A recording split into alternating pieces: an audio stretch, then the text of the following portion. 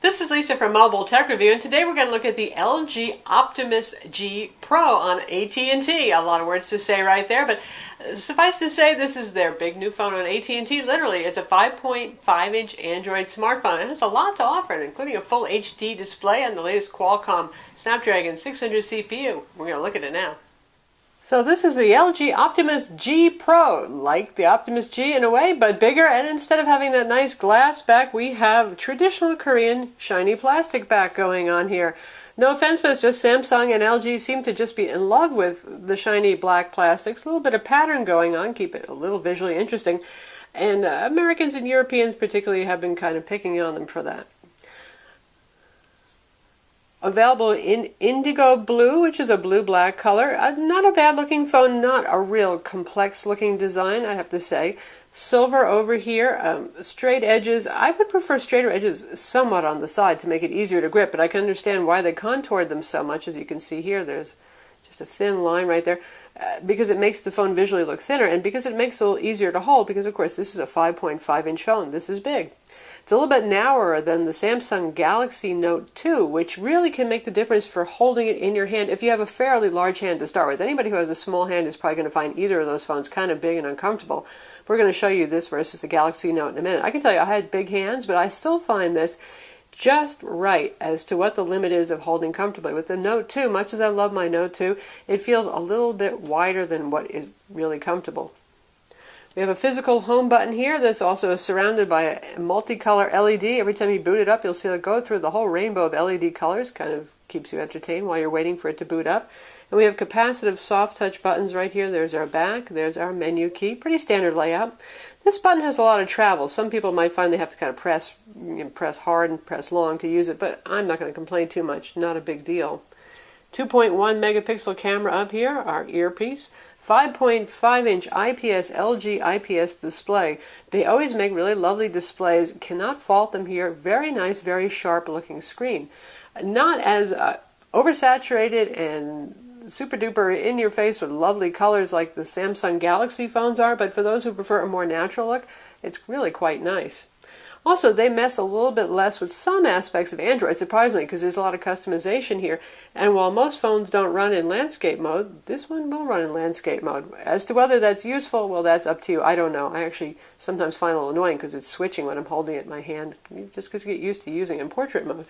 And it also does the scrolling of the wallpaper, so we can see our lovely BMW Z4 going by over here, whereas other phones pretty much just pick one stock clip now and keep it the same across all of your different home screens.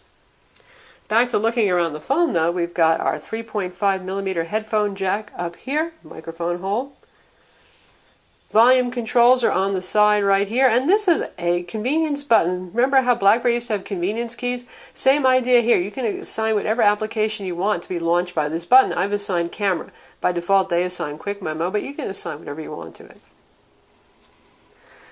This side over here is the power button, so this is going to work out pretty well for you right-handed users who tend to hold the phone in your left hand, make it easy to control. And this little notch over here is where you grab the back to pull it off. Removable back, access to the battery, access to micro SD card slot, and your micro SIM card.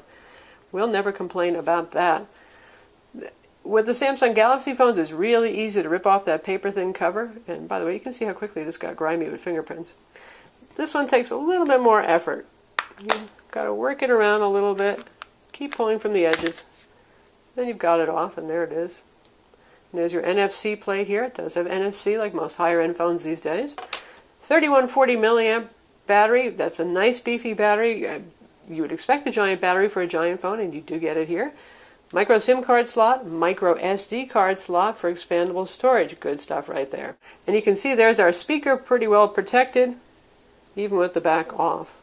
And, of course, our 13-megapixel camera lens. That's the new thing for the latest phones, to have a 13-megapixel camera. We saw it in the Xperia Z and the Samsung Galaxy S4, and we've got it here, too, in our LED flash.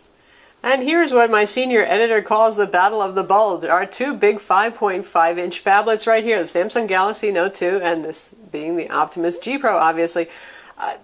Both of these are going to be large phones. The thing is that a little bit narrower right here, so you can see when they're right on top of each other, there's a little bit extra width there. And that can make all the difference. I suggest you go to the store and hold it in your hands if you're concerned about the size of the phone and the comfort. But you get the idea. Not too wildly different. Personally, I think the Samsung has a little bit more style. That's up to you to decide. Samsung's available in your choice of white or kind of a grayish plastic. And this is what they look like from the back.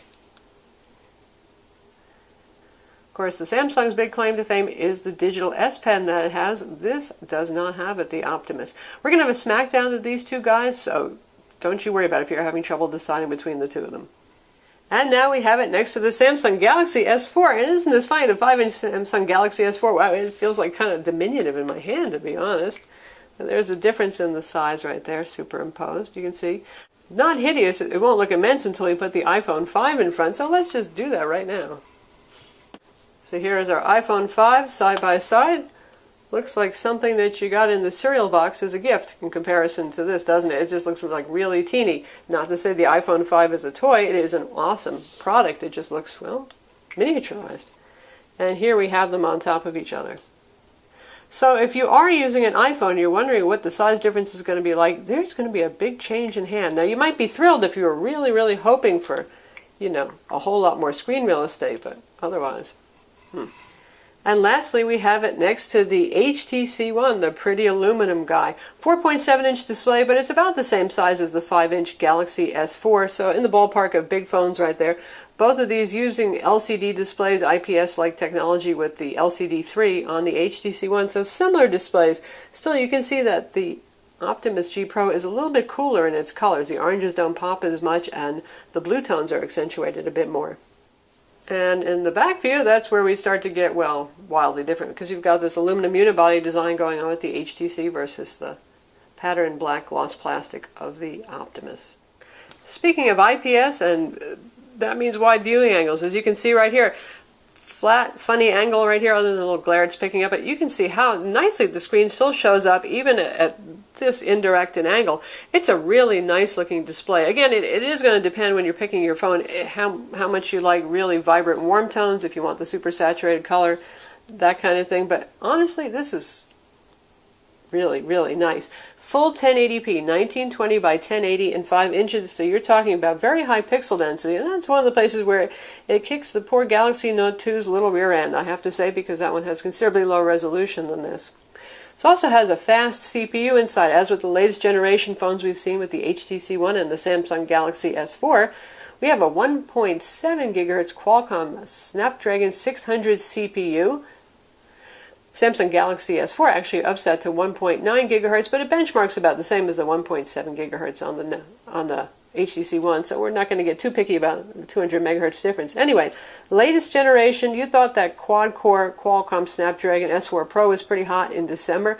Boy, a lot has changed in just 4 months, hasn't it? So this is the latest, greatest CPU in here. Very fast, very fluid, 2 gigs of RAM, so plenty of RAM to run all your applications.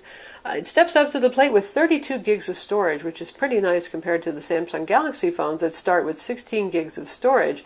And with all the preloaded software and stuff that's on these guys, you know, you get less than what it says. So if your 16 gig phone only has 9 gigs free, you get the idea. So this guy has about 22, 23 gigs free. That's important for you folks who particularly like to play 3D games, because those take up a lot of space and they have to be stored on internal storage. They can't be installed on SD cards. So for you folks, it makes a difference.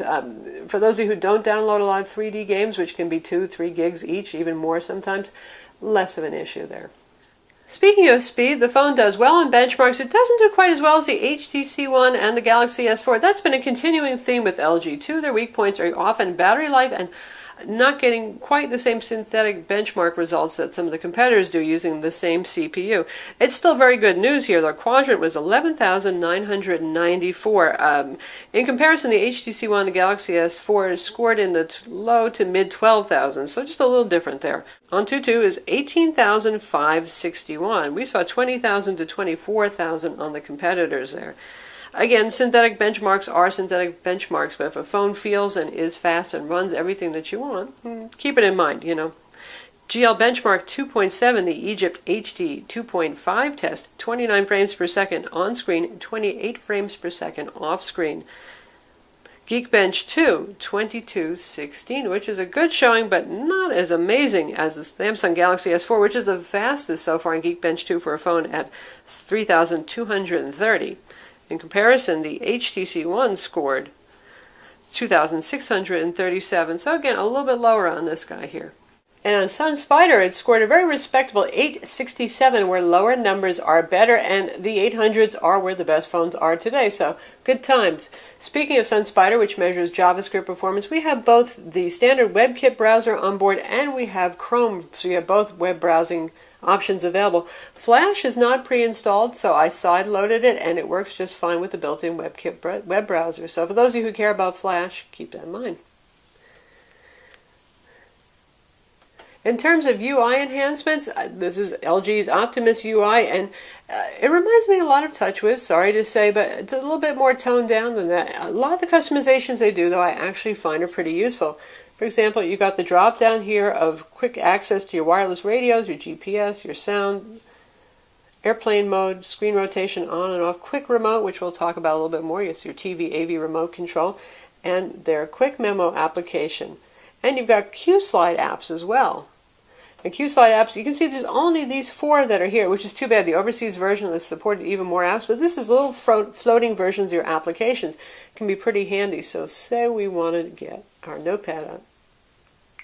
I do that. And now we've got, here's the guide that tells you how to use it. And now we've got our notepad up, and there's a transparency slider as well. So if you do that, you can start interacting with other things and then bring that transparency slider back up. And if you want another application floating, you can get another application floating, and we'll turn off that reminder so we don't need an explanation. And here we have a floating video player as well, and you can do the same thing with the transparency, and you can resize this too. So tap on that, and there's my resize grab. I've obviously reached maximum width. This is probably one of the reasons why they do support landscape mode for the home screen, though, because if it's something like a video, you might want to get even bigger, like so. Testing 1080p video playback. And that's a video actually taken with the camera. Turn on. Since I am not a smooth walking person. Audio recording is particularly good with that. I like that. So that's what QSlide is, and when you're done with your little QSlide apps, you can close them up. And we've seen Quick Memo before. It just basically grabs your screen. See, you'd think you're looking at the desktop now, but you can see these extra tools up here. Whatever screen you're in, when you pull that down, you can start writing and circling things, taking notes. Say you're in the phone dialer and you want to write down an address that somebody gave you, you can do that, and you can save it. And you've got erase tools and sharing tools and all that kind of thing here. The phone runs Android 4.1.2 Jelly Bean. That's not quite the latest, greatest, which is 4.2.2, but we're not going to complain too much about that. It's a stable release. It's fairly new. And when I say that, this reminds me of Samsung. Let's just take a look a little bit. Just like Samsung, instead of having the single monolithic list of scrolling settings right here, we've got 4 tabs. One for network, one for sound, one for display. They're dividing things up a little bit differently here, but you get the idea. And you can see, look at these little cutesy toggle switches, 3D, artsy little things here. So they're having fun here customizing the UI a little bit and making things look a little bit pretty. We have quiet time, so you can actually set the phone to be quiet at night if you want to do that. Notification settings, all that standard stuff right there. Network selection is what you would expect. Here's our screen, brightness, lock screen. Smart Screen is like Smart Stay for Samsung, and it's going to use the front camera to keep an eye on you. It's going to not turn the screen off if you're looking at it. It doesn't flash the little camera icon at you like Samsung does to let you know that's keeping an eye on you, but trust me, it is. And you can disable screen rotation like on any phone, and you can choose your font. Just like Samsung, again, they like to offer you a bunch of fonts, so we have a whole lot of fonts, some of them fanciful, some of them more normal. Roboto being the standard Android font, but they go with LG Gothic, and you can choose your font size. Home screen button LED, you can turn that on off. And quick cover, they make a flip cover that's like the smart covers on the iPhone and the iPad. Basically, you flip open the cover and it turns the screen on. You close the cover and it turns the screen off. That's pretty neat. And then we have even more settings right here. This is your battery stuff, your applications, storage, all the normal things. We have gestures as well. So you can move home screen items just by tilting the phone. I've always been deranged by that. I don't turn that on. You might want to use that. Silence incoming calls, snooze alarms, and pause video by taking the phone and putting it face down. And we have LG's usual cutesy animations. We have this collection of AT&T applications that's pre-made for us. I don't really want that, so tap and hold. And here's our cute little garbage can man that appears to say we're going to get rid of that. It makes a sound, closes the trash bin door. It also has a sound that's not unlike Samsung's little water effect. When we turn it on, we get our lock screen, which is pretty useful right here. And hear that sound? See how it shows a little bit of my desktop right there, which is kind of fun and interesting. Maybe not the best thing for security, but I don't keep anything that worrisome. And that's how we unlock it there. You can actually set the amount of time after it goes to sleep, by the way, before it actually locks the screen, requires you to do the swipe again. And for those shortcuts that we saw, you can customize the shortcuts that were on the lock screen too. So a lot of customizability here, but all in all, the UI is not too in your face and it doesn't seem to bog the phone down. So I like it. LG's doing a good job here. And here we have the dialer, live in large, because this is a very big phone. By the way, there's also software settings you can use to set it to either shrink this and move it either to the left or the right side, depending on which hand you prefer. So to make it a little bit easier when you're using the keyboard, and you can do the same thing with the typing kind of keyboard too, which is swipe based. But anyway, big on-screen dialer right here, usual access to your call logs, your contacts, your favorites. Call quality on the phone has been very good for us, so his reception has been on par with the HTC One and the Galaxy S4. Nice, good dynamic range. People sound like they're, it's not like a little tinny or anything like that. Nice rich voice. Definitely a nice voice phone. In terms of data speeds, by the way, you can see our customized launcher here. It gives us a little translucent view of our desktop, separated between apps and downloads, widgets, as you like. We'll take that shortcut. And we'll run a speed test right now.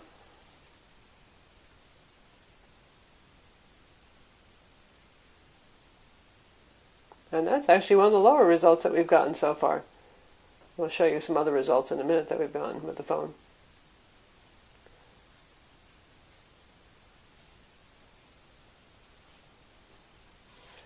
And here are some other recent results. You can see we got as fast as 25 megabit per second down, and that was only with a 92 dB signal, which isn't super duper strong. It'll show 3 to 4 bars on the phone at that point. So, very good data speeds, certainly impressive. Sits between the HTC One and the Galaxy S4 in terms of data speeds that we've seen on the phone. Experientially, the web browser feels fast. It's a very fast phone, and also data speeds are very good. We'll use the WebKit web browser first. You can see we were just running our Sun Spider tests there last, and we'll visit our own website. And you can see the customized keyboard, and this is a swipe-like keyboard, so you can swipe if you want to.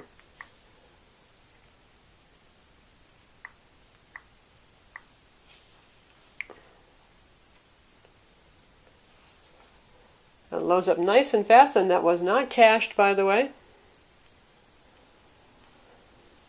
Obviously, big screen, a lot easier to see things without zooming, but zoom is very fast, very responsive, no problems with that. And we have installed Flash Player, as I said, so even Flash banner ads are going to be loading, and it plays just fine. Then let's look at one of our own videos so we can see how it plays YouTube video. Speakers on the back, it's fairly loud. It's really the loudest if you turn it around and face it at you, which is probably not what you're going to want to do if you're, watching a video. Can't compete with the HTC One with boom sound, but it certainly competes well with the Samsung Galaxy Note 2.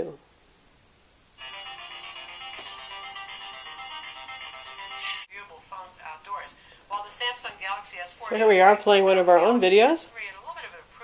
Fairly clear in terms of audio, and we're using Adobe Flash Player to do it, which I actually would not recommend doing unless you need to, because it's still a little bit hard to control those itsy little controls down there. Full screen mode on this is a little bit picky. Sometimes it just goes to full screen and shows you a black screen. It takes a long time for it to actually spool up, but if you're going to use something like Congregate to play games or services like Amazon Instant Video where it's your only choice, well, it's nice to have it on board. But wait, there's more. See this icon right here? Quick Remote. What would a modern flagship smartphone be without an AV remote control? So here it's going to walk us through. You pick your room, living room is the default. That makes sense to me. You press the plus sign, and you can control all of this kind of stuff. Doesn't have to be LG brand, works pretty well. So you can get all of your remotes set up. Now this is for controlling all of your AV gear remotes. This does not have any content discovery like the Galaxy S4 or the HTC One that have Peel based smart remote applications that do both AV control and content discovery. So your cable provider probably has a TV grid you can download anyway and find out that kind of stuff. It's up to you whether you really enjoy the content discovery. I find the recommendations aren't that useful anyway, or if you really just want to be able to control everything with your lovely touchscreen universal remote. And the IR window is up top here, just this little window right there. And now we're going to check out Real Racing 3, a big 5.5-inch display, really fun for gaming here, and this is a very demanding 3D game, so we're going to go for it. Now we're going to go down the initial course. Let's see, we got a rear view mirror action going on right here. Really nice display. And the speaker is pretty well placed. I'm not covering it with my hand.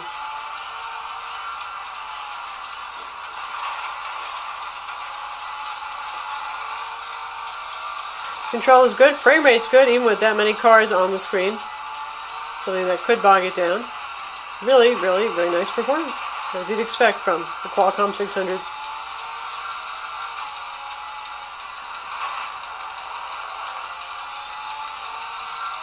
So that's Real Racing 3 on the LG Optimus G Pro. So how about the camera on this big bad boy? 13 megapixel camera right here, LED flash, has HDR, backside illuminated sensor. Now we saw a 13 megapixel camera on some versions of the LG Optimus G, not the G Pro. But I have to say that this is improved over that camera, which was a good camera, but it wasn't, wow, the best camera I've ever seen. Definitely some improvements here. Let's take a look at it right now. We're going to hit our dedicated button to launch our camera app, and here we are. We'll get our favorite buddy, the bath toy, ready.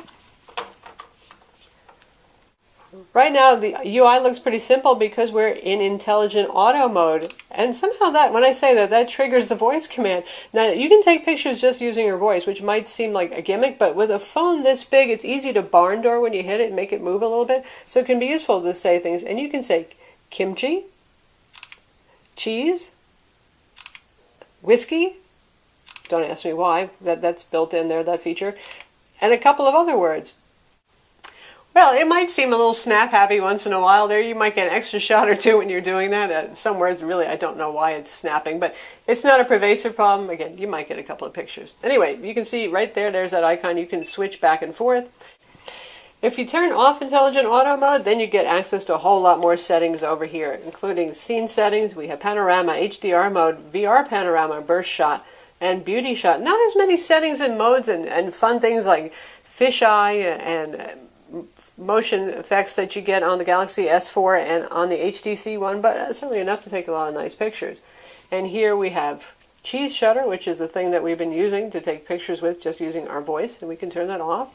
Flash control, brightness, focus mode, give you a choice of manual, face tracking or auto right there. Various scene modes as you would expect, white balance, so plenty of stuff going on there, and you can customize your little bar here as you see fit and add stuff. And that's our slider between camera and video, and obviously that's our on-screen shutter button and quick access to the gallery where we can see many, many pictures of our bath toy. Trust me, there's a lot of shots of here that are more interesting than the bath toy, so I'll just go through those. And by the way, notice that maximum resolution is a 4:3 aspect ratio here. When you're shooting video, it's widescreen. Now if you drop the resolution down a bit, then, well, you're done. So here's a shot taken in very low light. You probably wouldn't guess it, though. It looks pretty nice. This has pretty decent low light shooting capabilities of our guy who's the head of our office right here at Mobile Tech Review. And even as I zoom in, the detail is quite good, which is nice because, well, it really was a quite dark room. Outdoors, nice pretty pool shots. Video that you saw already playing in the floating player. It does a little hypersaturation of colors, particularly blues. Some people probably will find that pleasing. I would like accuracy more, but a lot of people like those colors. Capturing a waterfall, Did a really good job there. So it's a good camera, and check out the flower. I mean, really, really very nice. I took the same picture with my Samsung Galaxy S4, and this one actually did a better job of not blowing out the highlights and capturing a little bit more lifelike colors. In that respect, it did well. Otherwise, I would say these cameras are often neck and neck in terms of quality, what you're going to get. But nice camera in the end, and also good for shooting video. And lots of detail here you can see, and no whiteout on the rocks here, which is often a problem when we shoot our little Buddha, surrounded by different dark things and a couple of light things. Lastly, there's battery life. 3140 milliamp per hour battery. Well, that's a lot of juice to have in a phone. At 6.1 ounces, you'll feel that battery in there a bit, but it's not too heavy. We're still testing the battery right now. It looks like it's going to be pretty good. I'm not sure it's going to outlast our Samsung Galaxy Note, though, which is generally a real Energizer bunny.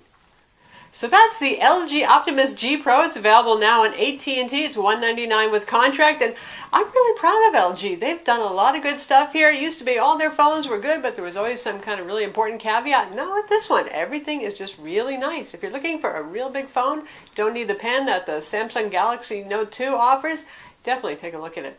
I'm Lisa from Mobile Tech Review. Visit our website for the full review, and don't forget to subscribe to our YouTube channel.